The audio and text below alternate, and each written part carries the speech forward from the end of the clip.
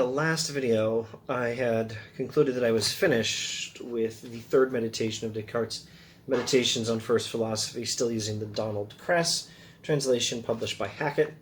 But I really need to do one more video on Meditation 3, just to emphasize one aspect of Descartes that we often miss. We think of him as this mathematician, brilliant early modern philosopher, someone who's not necessarily all that pious. He may say that he's a Catholic. He may be telling the truth. I believe him. I don't think he's lying. Some people do suspect Descartes of lying. I suspect Descartes of not being entirely forthcoming. I've gone over this on any number of videos on this channel already, but I don't think he's lying. I think he's serious when he says he believes in God, and he's Catholic and all that. But we don't often think of him as pious.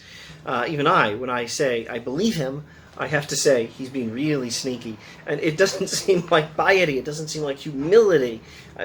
As I said in an earlier video in this series, when he says, when he tries to be humble or he acts humble, it's hilarious because it's not even believable.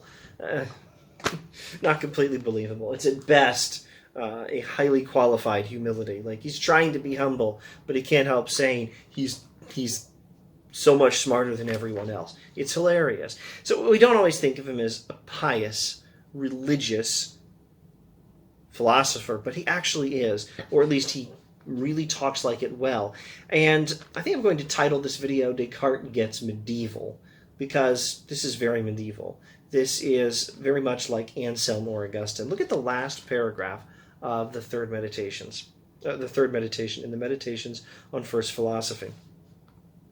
He's been talking about how God exists, and he said something about him, his mind being the image of God, and now he says, "But before examining this idea more closely and at the same time inquiring into other truth that can be gathered from it, at this point I want to spend some time contemplating this God, to ponder his attributes, and, so far as the eye of my darkened mind can take me, to gaze upon, to admire, and to adore the beauty of this immense light.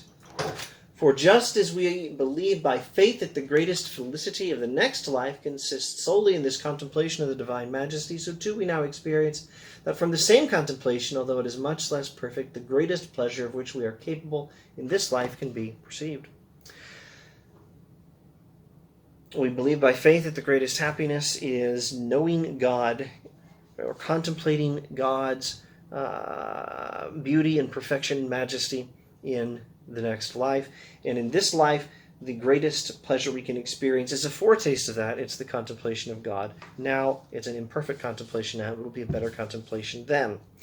And he wants to, before he goes on with any of his philosophy, spend some time contemplating this God and to gaze upon, admire, and adore the beauty of this immense light, the light that is God,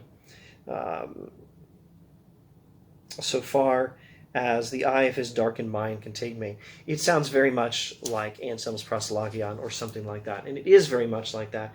Here Descartes is being a very pious medieval philosopher, or at least he's writing in the style of a pious medieval philosopher, and we should keep that in mind. Descartes is a subtle and complicated guy.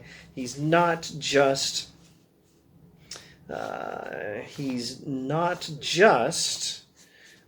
this brilliant modern mathematical philosopher who overturns the old Catholic system of thought and sets up a totally new metaphysics. He is all of those things, but he is capable of this brilliant, eloquent, medieval style piety, talking about the contemplation of God. All right, well, yeah, that's all for now. Thanks for watching.